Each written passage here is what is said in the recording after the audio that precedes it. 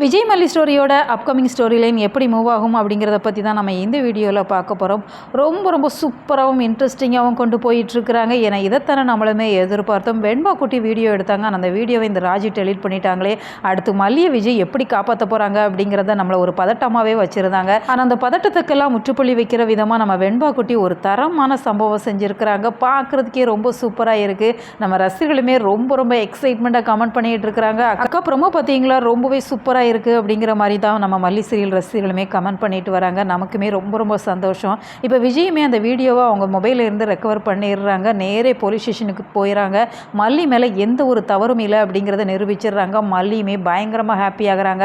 வீட்டுக்கு வரவுமே இந்த ராஜி பயங்கரமாக அப்செட் ஆகுறாங்க. இந்த மல்லியை ஒரு 7-8 வருஷம் நம்ம உள்ள தள்ளிடலோன்னு பார்த்தோம்னா இந்த விஜய் கூட்டிகிட்டு வந்துட்டானே அப்படிங்கிற மாதிரி தான் அவங்க நினச்சிட்டு இருக்கிறாங்க.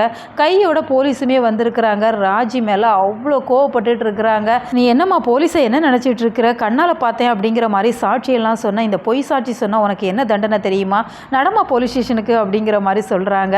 இப்போ ராஜி பயங்கரமாக ஷாக் ஆகுறாங்க. ராஜி ரஞ்சிதா 2 பேரையுமே அரெஸ்ட் பண்ணிடுவாங்க அப்படிங்கிற மாதிரி தான் தெரியுது.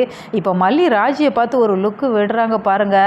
அடடா அவ்வளோ சூப்பராக இருக்குது. எந்த தப்புமே பண்ணாத என்ன நீ உள்ளே வைக்கணும்னு நினச்சியா, எப்போதுமே நீதி நியாயம் தான் ஜெயிக்கும் அப்படிங்கிற மாதிரி ராஜியை பார்த்து ஒரு லுக்கு விடுறாங்க. பார்க்குறதுக்கே ரொம்ப சூப்பராக இருக்குது. அடுத்ததாக இன்னொரு தலைவலி இப்போ வரைக்குமே நம்ம மல்லி சீரியல் ரசிகளுக்கு இருக்க தான் செய்யுது. இந்த ராஜியோட கான்செப்டுக்கு ஒரு ஃபுல் ஸ்டாப் வைக்கல அப்படின்னு சொன்னாலுமே தற்சமயத்துக்கு அவங்க கொஞ்சம் அமைதியாக இருக்கிறதுக்குமே வாய்ப்பு இருக்குது. ஆனால் இந்த ரேணுகாவை பொறுத்த வரைக்கும் ரேணுகாவை இனிமேல் நடிக்க மாட்டாங்க. உண்மையான ரேணுகாவை வாழ்வாங்க அப்படிங்கிற மாதிரி தான் தெரியுது. இந்த சூழ்நிலையில் அவங்க மனநிலை சரியாயிடுச்சு அப்படிங்கிற மாதிரி வீட்டில் இருந்தாங்க அப்படின்னு சொன்னால் விஜயோட வாழணும் அப்படிங்கிற மாதிரி ஆசைப்படுவாங்க. மல்லியோட வாழ்க்கை என்னாகும் அப்படிங்கிறது இப்போ வரைக்குமே ஒரு கேள்விக்குறியாக தான் பார்க்கப்படுது. ஸோ அதற்கும் ஒரு முடிவு கட்டுவாங்க அப்படின்னு சொல்லி தான் எதிர்பார்க்கப்படுது. உங்களோட கருத்துக்களை கமெண்ட் பாக்ஸில் சொல்லுங்கள்.